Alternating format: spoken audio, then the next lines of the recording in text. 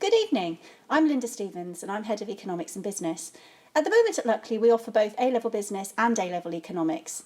And both of these are subjects that are concerned with making decisions about how to deal with resources. So what's the difference between economics and business? Well, A-level business focuses on the decision by an entrepreneur to create and run a business and on learning about the management skills and knowledge needed to lead successful businesses in different situations. But economics is broader than that. It's about how businesses and people and governments make choices about how to make the best of the resources that they have available, and about how those decisions affect other groups in society. So as an example, just to show you, one area that we consider in both subjects is the importance of differences in standards of living. From the point of view of a business, that's very important because the business might be able to save money by locating somewhere with low wages. And for that kind of business, certain types of business, that could be a really useful thing.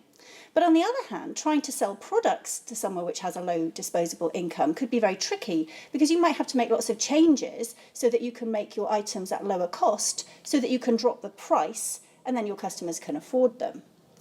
Now, in economics, we are also concerned about differences in standard of living, but we're looking at them not only from the point of view of businesses and the opportunities and threats differences create for them, but also about wider aspects there. So why are some people and some countries richer than others? And does it matter? Should businesses be allowed to behave as they want to in order to make as much profit as they can? And should the government intervene there? And should they? So, just to answer some common questions that students often ask is, will you need to write essays? Well, yes, you definitely will. The way the course is assessed is a mixture of short and longer answer questions. They're all based on unseen case studies with businesses or governments and industries that facing specific problems. And in both subjects, you would have to write an essay eventually worth up to 20 marks. You will get lots and lots of practice at analysis. We use using the concepts to build arguments and to develop conclusions, and a large part of our lessons are spent discussing these things in order to help people to develop those skills. Another question, do you need to be good at maths?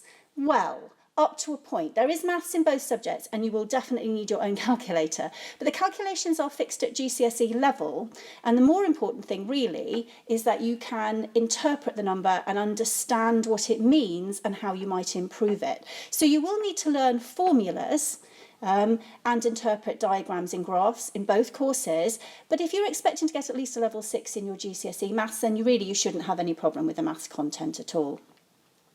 Do you need to have done business GCSE? Well, no, you absolutely don't. If you have done GCSE business, then you will have covered some of the basics of topics, but we quickly move beyond that to consider some things that you won't have studied at all. And it will get really in-depth and interesting. It's much more important that you're a person who's interested in finding out about the world around you, and you're prepared to keep up to date by following the news, you're prepared to work hard, and you've got an open mind. So what subjects does it really go with? Well, both of these subjects, we have usually a mix of students who are studying arts and sciences for their other A-levels. For students who are doing essays and creative subjects, it's a subject that can show that they've got numerical skills and analytical skills as well. And then for science students, they're developing essay skills that are very useful in the workplace and in higher education.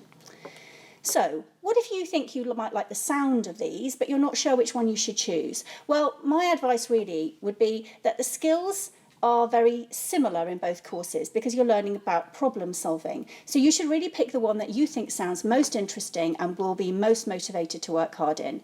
You really shouldn't pick both because you want to develop a wide range of skills in the sixth form that will be really